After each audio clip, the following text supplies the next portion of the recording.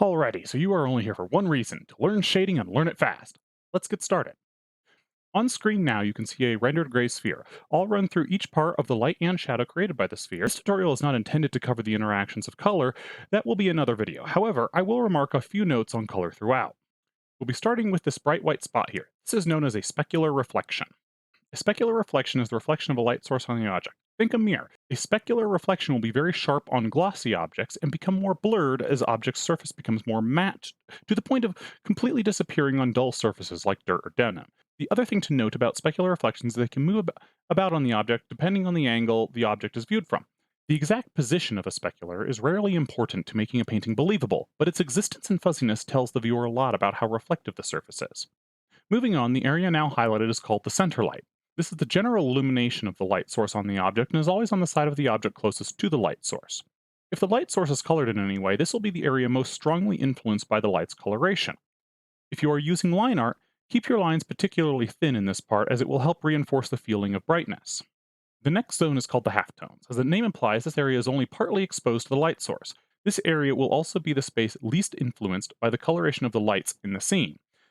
This marks the end of the directly lit portions of the object. Let's move to the shadows. First, we have the core shadow. This is part of the object that is only influenced by the ambient light and has no direct light sources on the object. If the ambient light is colored, such as a blue sky, it will have the most influence on the object here. Now note where the edge of the core shadow and the halftones meet. We have an interesting area called the terminator. The edge marks the transition of the lit side of the object to the shadowed side.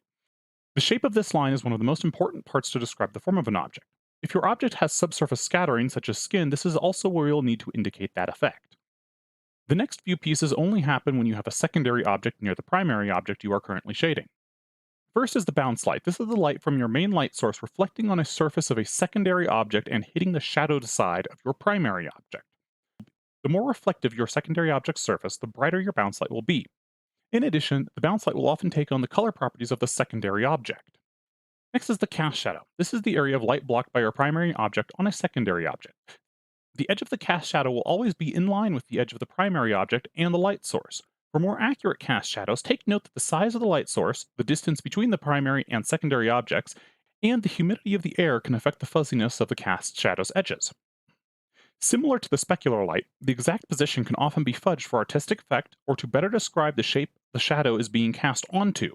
And just like the core shadow, the cast shadow will often have its color influenced by the ambient light, which flows nicely into ambient occlusion, the area right around where two objects are in direct contact with one another. As little to no ambient or direct light can reach this tight crevice, this is the darkest part of an object. If you are drawing with line art, thicken your lines around this part, as it is a good way to add line variation.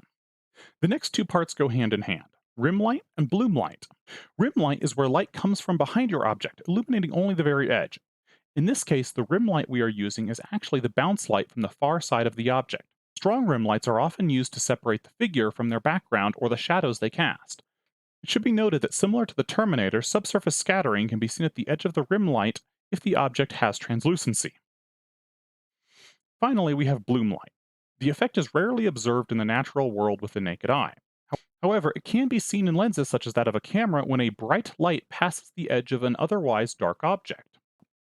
The bright light can blur out the edge of the object, causing the exact edge in line art, if you are using it, to disappear. This should be considered more of a special effect and should be only used very sparingly. And that concludes all the parts of light on an object.